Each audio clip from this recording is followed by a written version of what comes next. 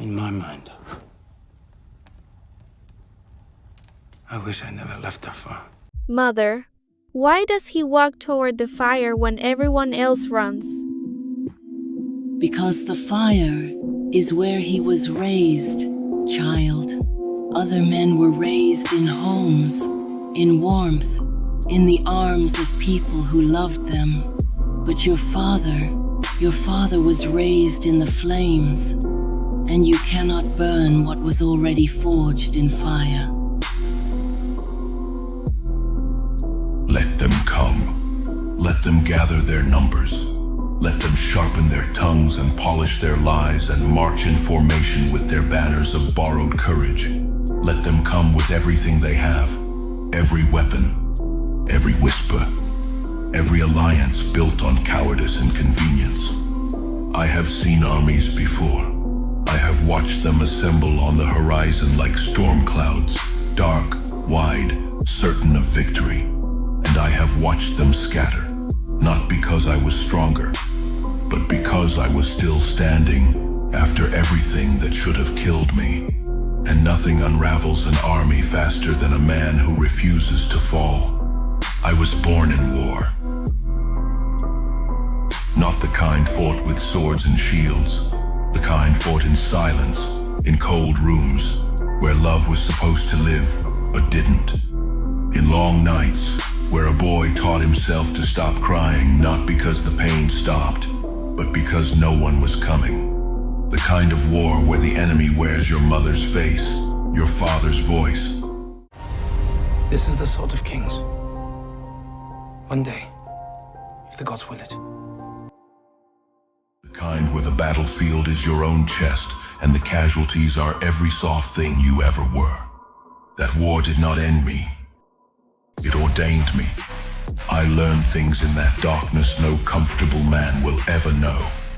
I learned that pain has a rhythm, and if you stop fighting it, if you breathe with it instead of against it, it becomes a pulse. Your pulse. I learned that loneliness is not emptiness. It is a forge, and what it produces depends entirely on what you refuse to let it destroy. They destroyed my peace, so I built war in its place. And I built it well. There is a difference between a man who learned to fight and a man who was born inside the fight itself. The first knows technique. The second knows survival. The first can be disarmed. The second cannot, because his weapon is not in his hand. It is in his marrow, in the way he breathes, in the silence before he moves. You can take a sword from a soldier, but you cannot take the war from a man who was made of it. I did not choose this life, but I mastered it. The way a wolf does not choose the winter, it simply learns to hunt in the cold, while weaker creatures freeze. They called me savage for surviving. They called me heartless for adapting. But what was I supposed to do? Lie down? Beg? Offer my throat to the same hands that already tried to strangle me once? No. I offered my throat once. I watched the hands reach for it, and I swore on everything I had left, which was nothing, which was less than nothing, that no hand would ever reach that close again. So let them send armies. Why did the gods keep me alive? I have fought outnumbered since the day I was born. Every room I entered had more enemies than allies. Every table I sat at had blades beneath it. Every smile aimed at me had teeth behind it. And I survived all of it. Not with armies of my own, with patience, with silence, with the kind of cold, calculated will that does not announce itself. It simply acts, and the world rearranges. They think numbers give them power. They think volume is strength. They think if enough voices shout the same lie, it becomes truth. But I have watched loud men crumble.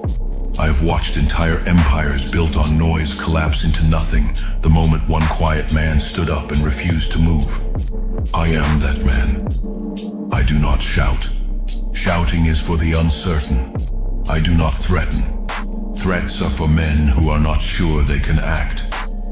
speak once, low, clear, and the ground remembers it. There was a time they thought they had buried me, and maybe they did. Maybe for a season, I was beneath the earth, silent, unseen, forgotten. But they made a mistake the arrogant always make. They did not check whether what they buried was a corpse or a seed.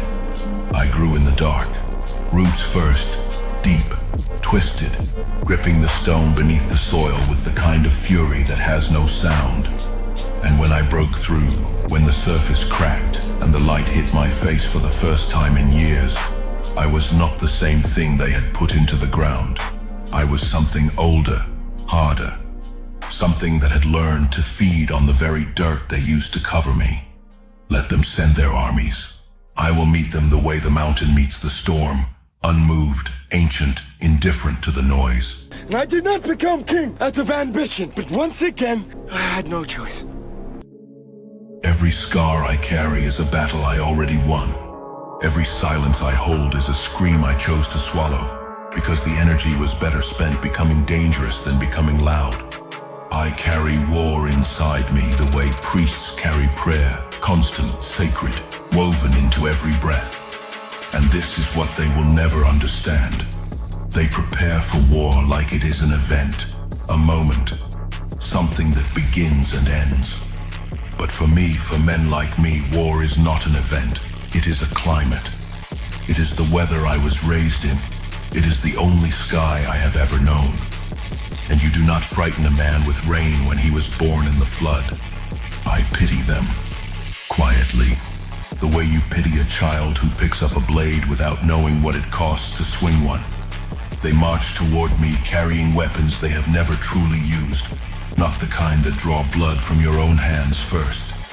They have not paid the price of war. They have not felt the weight of it sit on their chest at night like a stone that will not move. They play at conflict. I live inside it. So when they arrive, and they will arrive, because the arrogant always come, always certain, always loud, I will be standing exactly where I have always stood. Not behind walls, not behind men. Alone, the way I have always been, the way the war made me. And they will see something in my eyes that stops them before a single blow is thrown. Not rage, not hatred, something worse, recognition. The understanding that the man standing before them has already fought the worst battle that exists, the one against himself, and won. Dear child, Gita, you are not gone because you are always in my heart. What is an army to a man who has already conquered his own darkness? What is a sword to a man whose wounds taught him that pain is just another language, and he speaks it fluently? What is death to a man who has already died once inside himself and clawed his way back with nothing but will and the cold memory of everyone who hoped he wouldn't? Let them come. I was born for this, not trained, not prepared, born. The way iron is born in the earth under pressure, under heat, in the black silence where nothing gentle survives. And iron does not run, does not negotiate, does not beg. It only endures.